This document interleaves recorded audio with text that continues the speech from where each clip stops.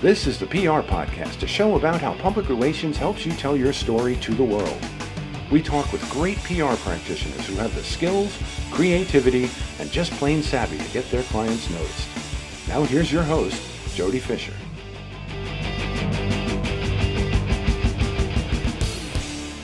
Hey everyone, and welcome to the PR Podcast. I'm Jody Fisher. Thanks for joining us. Well, if you would like to be a guest on an upcoming episode of the PR Podcast, we would love to have you on.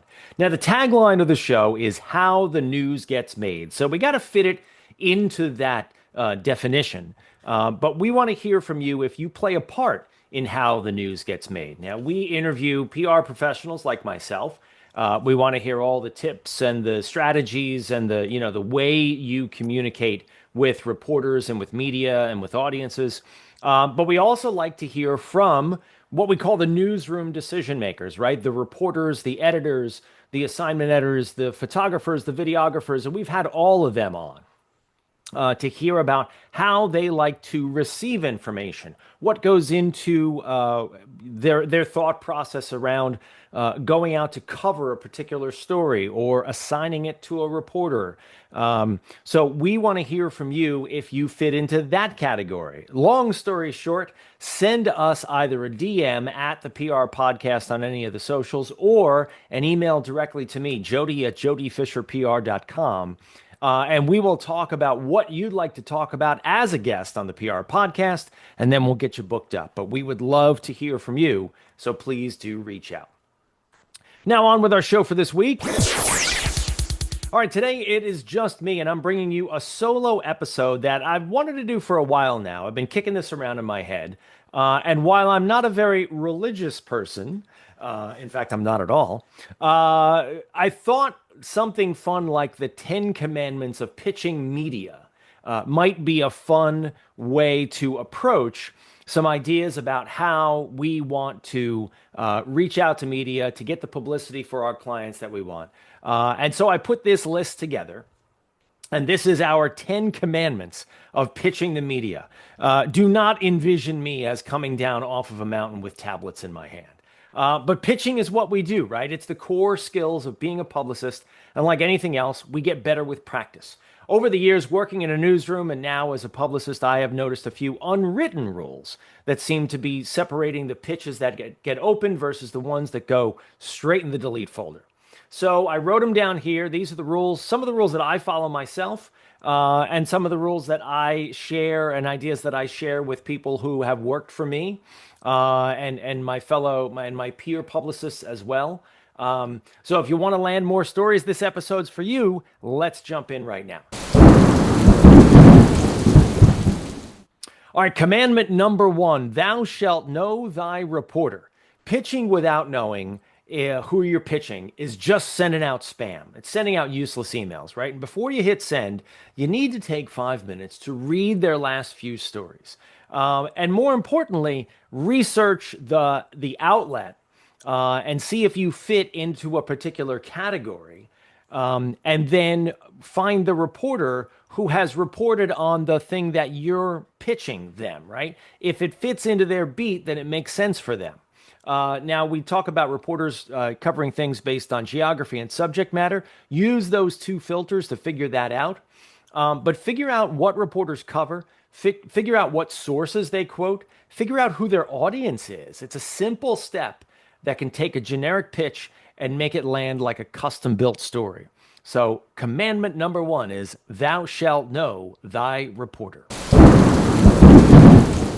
Commandment number 2, thou shalt have a news hook. I mean, look, most clients think they have news, but unless there's something timely or emotional or surprising or connected to a trend, you get it here, right? It's probably just marketing. And marketing is not news, and marketing is not public relations. Your job as a publicist is to find the hook. Why now? And why is this important? Maybe you can tie it to a bigger story, right? Maybe you can tie it to a new data point or a trend, something that's happening in pop culture. I mean, right now we're talking about Sydney Sweeney's blue jeans, right? Wade into those waters with some trepidation. But the idea is, Either find something that's new and unique that you've created yourself, or jump on a bandwagon and have something to add to a conversation that's already going on. Most important, you have to help the reporter to see why what you're pitching them matters. So commandment number 2 is thou shalt have a news hook. All right, commandment number 3, thou shalt not bury the lead. How many times have you read a pitch? How many times have you read anything, even a news story, and the lead is like 4 paragraphs down? I mean, I just read something this morning, and I'm going through it, and a question popped in my head, and I go, why is that? And I went all the way down to the bottom of the story. I scrolled all the way back up. I went all the way back through it again, and I couldn't get the answer to my question. Now, okay, I'm a little weird sometimes, and so maybe I was asking a weird question, but the point is that you got to say the important stuff up front. You have to say it in the subject line. You got to say it in the first sentence. Reporters don't read long emails. Look, they barely have time to read emails, okay? And it's not that they're lazy. People think, oh, reporters are lazy. They're not lazy. They're going through all these emails, right? Think of what's landing in a reporter's inbox, right? You've got pitches and news releases. The people like you and me are sending them. Then they've got all the back and forth traffic in the newsroom. And then they've got like maybe all the stuff that they've subscribed to, right? All the things that they want to be reading. Put that all together, and that's an easy 500 emails a day to a regular reporter. Never mind one who might be in demand or one that's in a larger outlet. And don't forget that they may have some email rules set up, right? That kind of filters the email for them. So it puts all the pitches into one folder and it puts news releases into another folder. And it may be a very long time before you even hear back from them on that email or news release that you sent. So help them out by putting your lead up front. I mean, it's spelled L-E-D-E, but it could also be spelled L-E-A-D. Put it in the lead, right? Put it right at the top. Say the thing you want to say in the first sentence or two. Because if it takes 5 paragraphs to get to the point, you're in the delete folder again. So lead with the story and support it with details. Commandment number 3, thou shalt not bury the lead. Commandment number 4, thou shalt personalize. This goes along with not burying the lead, right? News releases are one thing, right? News releases are, I joke, the easiest way to tell 500 reporters that you've sent 400, tell a reporter that you've sent it to 500 other reporters. That's the nature of news releases. And it's okay. News releases have their purpose. They have their function. Pitches are different. Pitches are a single email to a single reporter. Now, you might send that same pitch to multiple reporters, and that is okay, but you still need to personalize that pitch to each reporter. You know, I'll just use an example here in the New York City area, right? We've got a half dozen TV reporters who cover the geographic area of Long Island, where most of my clients live, and then or live and work, and then, you know, dozens of reporters that cover the tri-state area. You've got print reporters, you've got blog reporters, you've got, you know, local community papers, you've got one daily newspaper on Long Island, you've got a couple more in New York City. You need to personalize. When you're sending a pitch to a reporter, you know, you're reaching out, you're saying, hey, Jody, I know that you report on this. Here's something I thought you would find interesting. Now, it can be as simple as that. You might want to take an additional step and say, hey, I saw that thing you wrote, and this fits that as well. I know you cover this topic, so here's another thing that might interest you. You've got to just take that extra step and personalize it. You know, connecting your pitch to something that they've actually covered shows respect. It shows effort on your part, and it dramatically increases your chances of getting a response. It's also okay to say, thank you for considering this, and thanks for letting me know if this works for you. One thing that we like to do as publicists is get feedback from reporters, even if it's a no. A quickie, you know, why is this a no? So I don't bother you with the same stuff in the future. That's helpful to us, right? And if the reporter has time, I think 9 out of 10 will say the same thing. You know, it's rare that you get the please take me off your email list, response from a reporter. Frankly, those are people, I've never gotten an email like that from someone at the New York Times or the Wall Street Journal or name your daily newspaper. You always get those emails from reporters at like little tiny outlets. And I think those people probably just think they're a little too important. Reporters don't want to be bothered with the stuff they're not going to use. So they will sometimes give you that feedback. So if you personalize it and you come at them with helpful information or what you think is helpful information, they might even be inclined to give you that feedback. Regardless whether they do or not, commandment number 4, thou shalt personalize, is a really important one. Commandment number 5, thou shalt follow up, but not stalk. There is a difference between following up and stalking. I generally do one follow-up, just one. If I think it's a bullseye, I might do another follow-up, like a second follow-up. So 3 emails on the same topic, but I never go beyond 3, ever. And you give them time in between the follow-ups. It's not like you send the email and then an hour later say, did you get the thing? Unless, of course, it's breaking news and it's now and it's going to be for today's deadline. Then you can follow up. And then I would imagine, send the email, give it an hour, and then make a phone call and just say, hey, this is a today thing. I'm only calling because it's a today thing and I want to make sure you saw it. And if they say no, it's no, and you walk away. That's it, because you're on deadline, they're on deadline, and you've got other people to call with that today pitch anyway, right? So you follow up, but you don't chase them like a bill collector. I would say you give it 48 hours. You pitch it maybe 48 hours, maybe 72 hours later, is about right. In my brain, what I do is I keep it in the same week. Right? If I've pitched something, I try to do all my new pitches on a Monday. Now, not all reporters work Monday through Friday. Plenty of reporters work weekends. But the idea being is that if you give them a new pitch and you start on a Monday, you follow it up through the week. If they don't get back to you by the end of the week, that's it. It's dead. Move on to, another reporter or the other reporters that you've pitched. To me, that's just an easy way to remember stuff. But if you haven't heard back after that follow-up, you get the initial email and then the follow-up, again, unless it's like you think it's a bullseye, don't bother people. Pestering does not work. And in fact, it damages your relationship long-term. So commandment number 5, thou shalt follow up, but not stalk. Commandment number 6, thou shalt be available. Boy, this goes right with commandment number 5, right? Let's say you pitch. Let's say you follow up. So now you're nudging, and they come back and they say, okay, great. The last thing that they should get is an out-of-office auto response or a, gee, we can't do this for a week, or, oh, my client isn't available today kind of thing. Like, before you pitch, you should be checking in with your client. Are you around for the next 5 days? And I mean fully around, available, can drop everything at a moment's notice of it, right? You need to be available, because if you're not, it'll do 2 things. 1, it'll sink that pitch. 2, it'll sink the next 5, minimum. My great mentor, Nancy Haberman, when I worked for Howard Rubenstein, used to say, it's never about this hit, it's about the next hit. So everything you do with a reporter is gonna determine whether this story gets done and whether your next story gets done.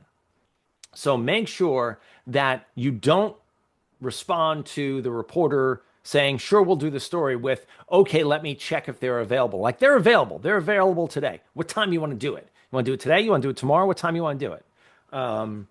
Don't get into too much of back and forth, but you get it, right? Always have availability and assets ready before you pitch. Commandment number 6, thou shalt be available.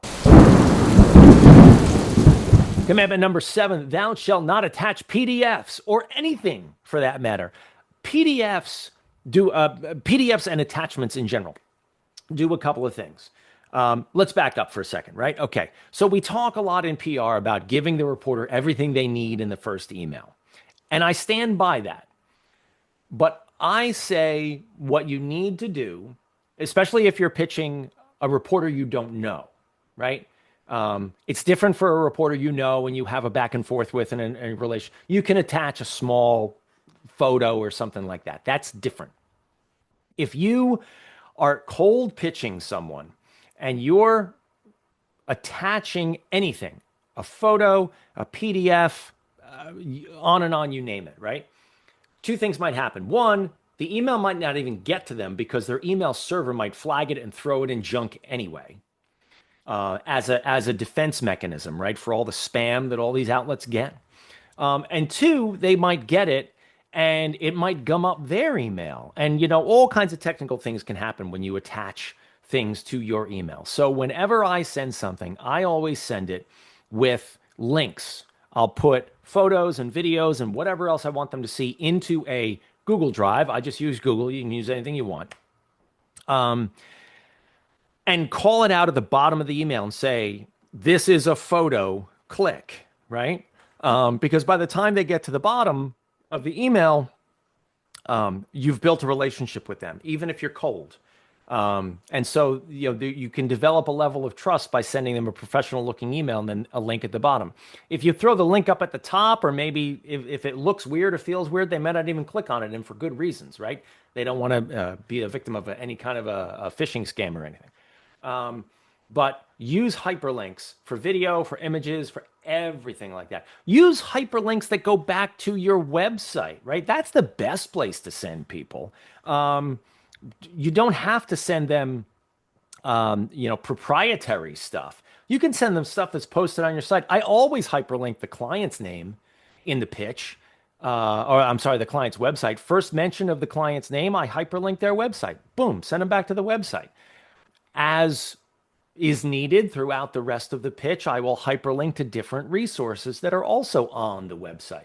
I'll always hyperlink at the bottom with the boilerplate all of their socials. Why? To make it easy for them to click and to go to that place.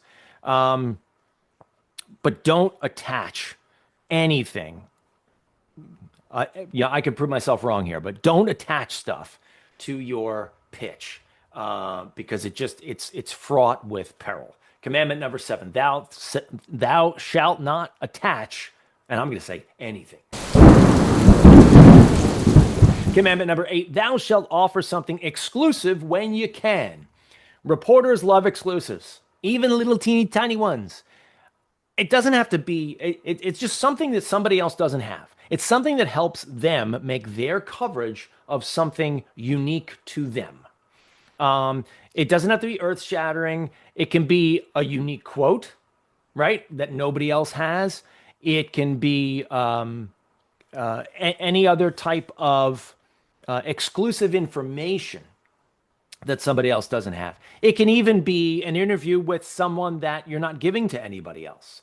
You can define this as you go, really, because we could come up with any number of opportunities.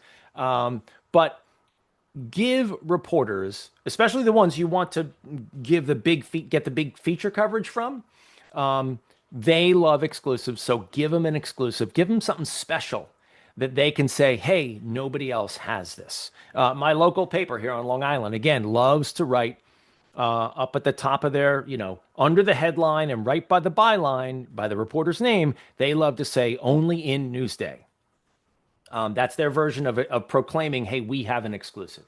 But reporters love them, so give them when you can. Commandment number 8, thou shalt offer something exclusive.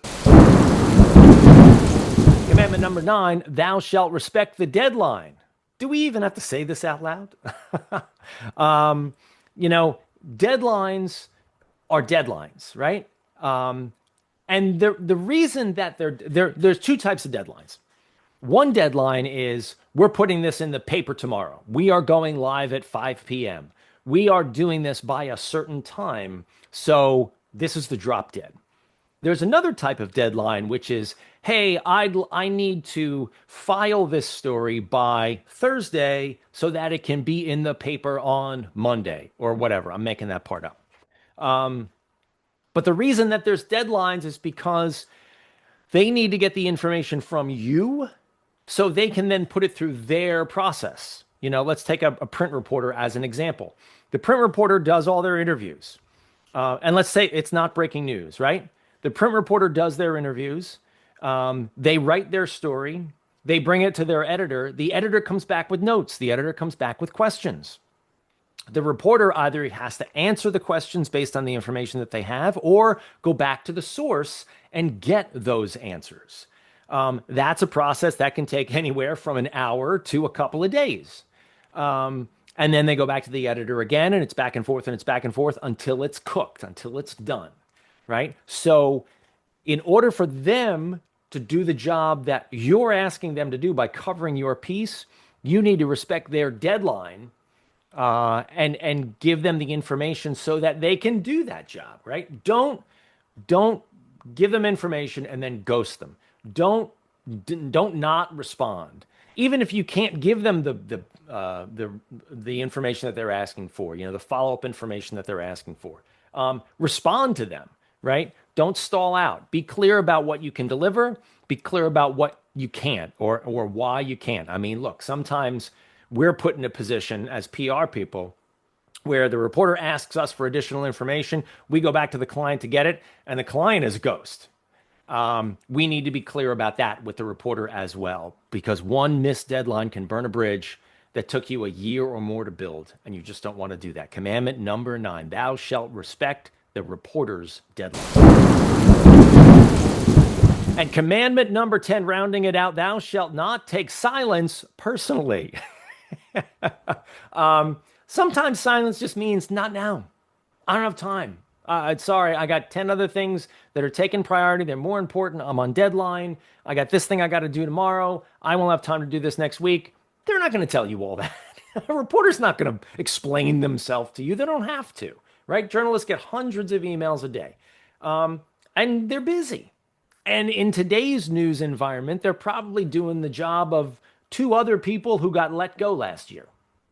They're definitely doing the job of trying to help their editor, or maybe even doing it themselves, populating social media. I mean, how many broadcast reporters do I know? Every single one also does social media on the stories they're covering every single day, right?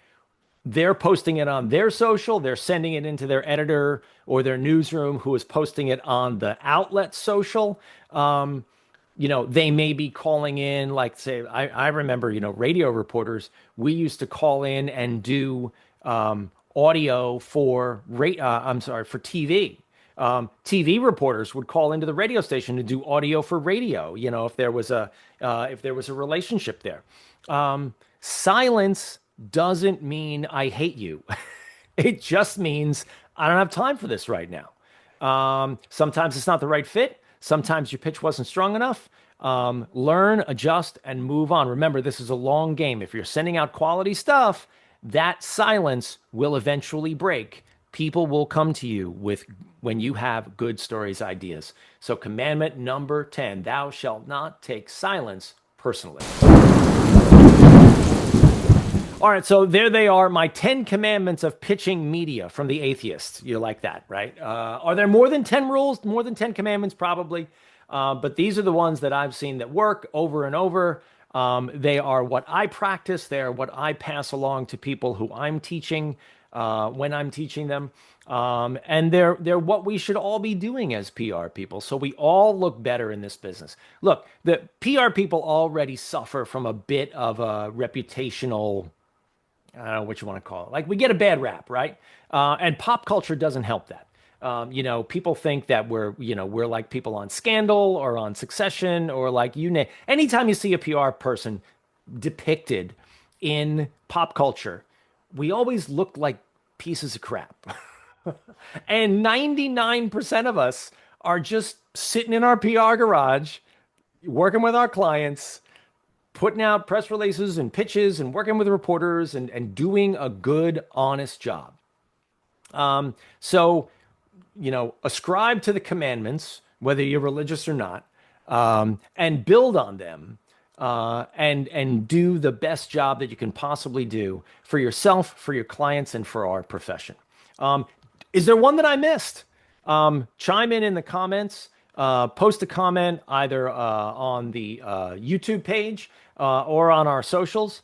and let me know. Maybe we need to do commandments 11 through 20.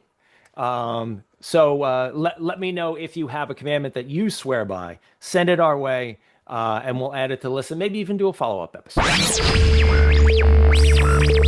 All right, thank you everyone for listening. Please remember to subscribe to the show, connect with us on Facebook, Twitter, Instagram, and TikTok at The PR Podcast, and send us a question or a comment. Our intro is by Christopher Appold. You can find him and his fantastic photography on Instagram at Christopher_APPOLDT.